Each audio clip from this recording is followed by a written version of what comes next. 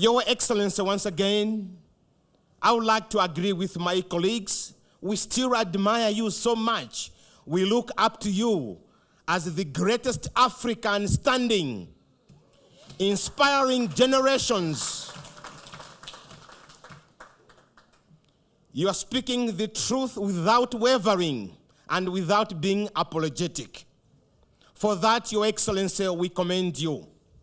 Your Excellency, General Yoweri Kaguta Museveni, President of this great Republic of Uganda.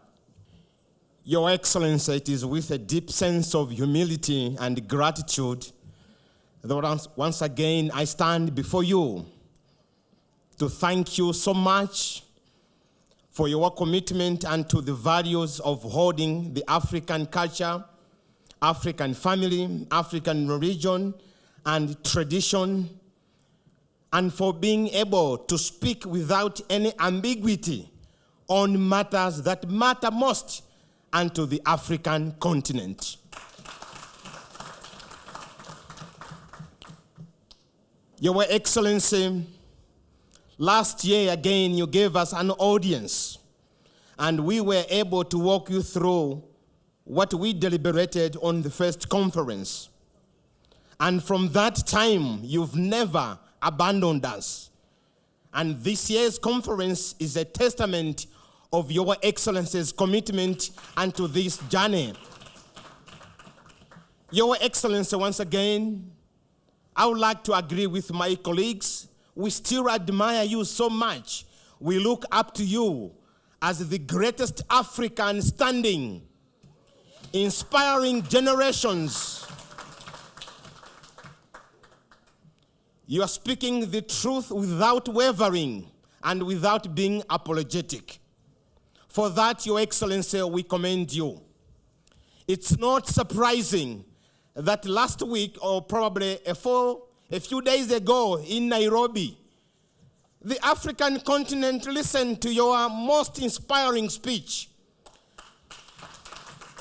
in front of those who think they are our masters because they have the opportunity, having rooted our resources, that they think they should be dictating unto us what to do and when and how. But you spoke and you challenged them that time is over.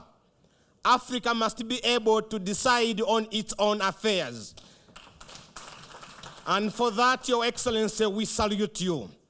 And as a conference, we are so hopeful that Africa shall rise because of you, Your Excellency, General Yoweri Kaguta Museveni. Your Excellency, what we know is what we believe in. God created John and Mary. And he created them to form the unison, to form the family. And the family shall always be between a man and a woman. And that is for the sake of procreation. And that's what we believe in. And these are some of the issues, Your Excellency, will be clearly articulated in the charter. And this charter, Your Excellency, we know for a fact, will have no consequence if it does not have a champion. And this conference has come to agree that you, Your Excellency, shall be the champion. You will champion this charter from Cairo to Johannesburg, from Malawi to Tunisia, wherever the African continent borders. This is the charter, Your Excellency. We are imploring upon you to be its champion, to be its advocate. Your Excellency, as I summarize, all resources belong to us. We accept the fact that in the times of ignorance, we had allowed them to root our resources, but that was once a mistake. For the second time, that cannot be granted. So that's why, Your Excellency, we appeal to you. What we need from the West governments, it's not handouts. In my local language, we call mbofyo mbofyo, the equivalent of kidogo kidogo. We want serious packages that are going to be invested in agriculture so Africa can produce for itself enough and enough to export. We enough packages and investments that go into power infrastructure so we can have manufacturing companies that are running 24 hours and we are able to employ our own and export with value that which comes from Africa. We want packages that come to Africa on a win-win basis that are invested in road infrastructure and railway line so that we can have proper interconnectivity to allow for the smooth trade on the African continent. Your Excellency, the chairperson is calling me off, and I would like to oblige, but I make one more appeal. Your Excellency, we look up to you as our great champion. Thank you very much, Your Excellency.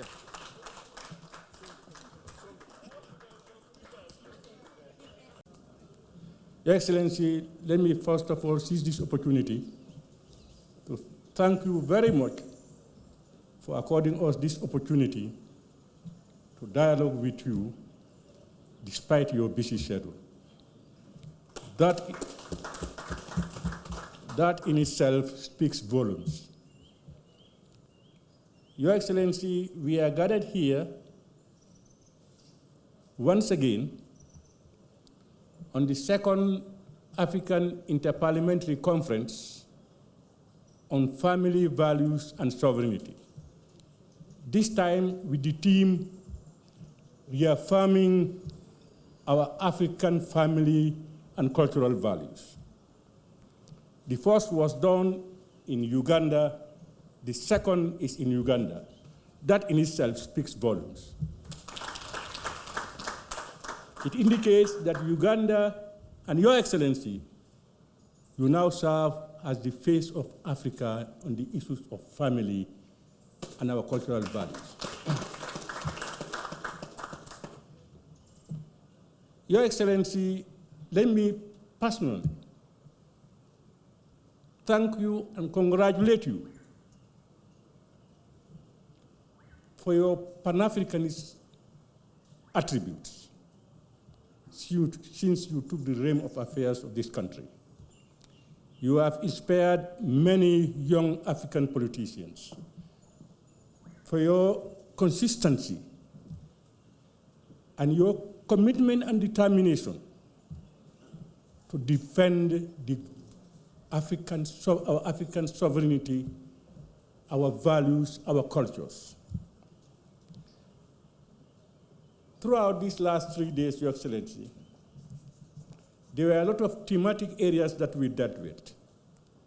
And we were blessed to have very able and competent resource persons with the sole objective of trying to preserve, protect, and promote our African identity, that which is the foundation of what we are and who we are.